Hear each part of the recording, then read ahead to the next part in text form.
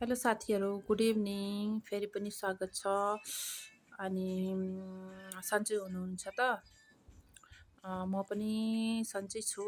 अनि आज मैले चाहिँ के कुरा भन्न लागेको भन्नाले स्कुलमा केयरिङको कुरा। अब केयरिङ भन्नाले कस्तो कि अब बच्चाहरू अब स्कुलमा त खेल्ने, अब यताउता दौडिने, दौडभाग गर्ने बच्चाहरू त त्यस्तै हो। अनि अब खेल्दा के गर्दा अब टिचरहरूले नहेरेको त होइन, किनकि सबैभन्दा पहिला टेन्सन टिचरहरूलाई हुन्छ, बच्चालाई के भइदियो भने। अनि त्यस्तो टेन्सन हुन्छ।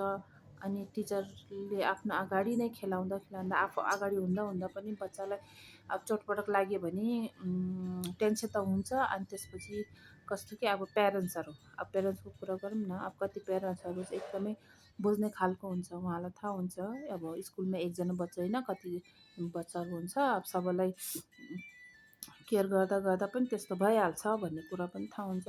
अनि कति त कस्तो के भइदियो भने अब कस्तो कुरा गर्नुहुन्छ, यो टिचरले नै नहेरिदिएको, टिचर के गरिराख्नु भएको थियो यस्तो हुने बेलामा। अनि टिचरले केयरै गर्दैन बच्चालाई।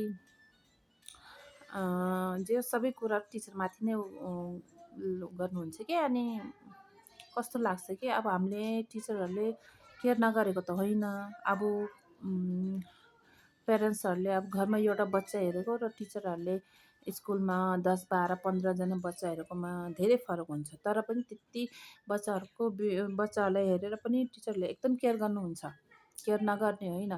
अब त्यो कहिले कसै त्यस्तो भइदियो भने प्यारेन्ट्सहरूले त बुझ्नुपर्ने कि होइन, उहाँ टिचरहरूले आफ्नो पुरा टाइम दिनुहुन्छ स्कुलमा। अब खानेदेखि लिएर लेख्ने, एक्टिभिटी गराउने सबै कुरा गराउनुहुन्छ। अनि त्यस्तोमा अलिकता बच्चालाई के भइदियो भने जस बुझ्नुपर्ने कुरा, टिचरहरूलाई पुरा ब्लेम गर्नुहुन्न।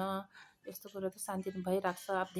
अब कसले जानी पनि त गरेको हुँदैन त्यस्तो चिजहरू। अनि अब कतिले बुझ्छ, कतिले बुझ्दैन। अनि अनि प्यारेन्ट्सहरू लाग्छ कि टिचरहरूले त केयर गरेन। तर प्यारेन्ट्सहरू भन्दा पनि बढी टेन्सन टिचरलाई हुन्छ। किनकि अब स्कुलमा त्यस्तो भइदिएपछि त अब आन्सर दिनु पऱ्यो नि त। के भन्ने कसो भन्ने है, जानी गरेको होइन। अनि त्यही कुरा हो, कति बुझ्नुहुन्छ कतिले बुझ्नुहुन्न। तर म त यही भन्छु कि प्यारेन्ट्सहरूले पनि अहिले सपोर्ट गर्नुपर्छ टिचरहरूलाई। टिचरहरूले जानी गर्नु हुँदैन, टिचरहरूले एकदम केयर गर्नुहुन्छ बच्चाहरूको। त्यो आफ्नो सोचाइमा हो।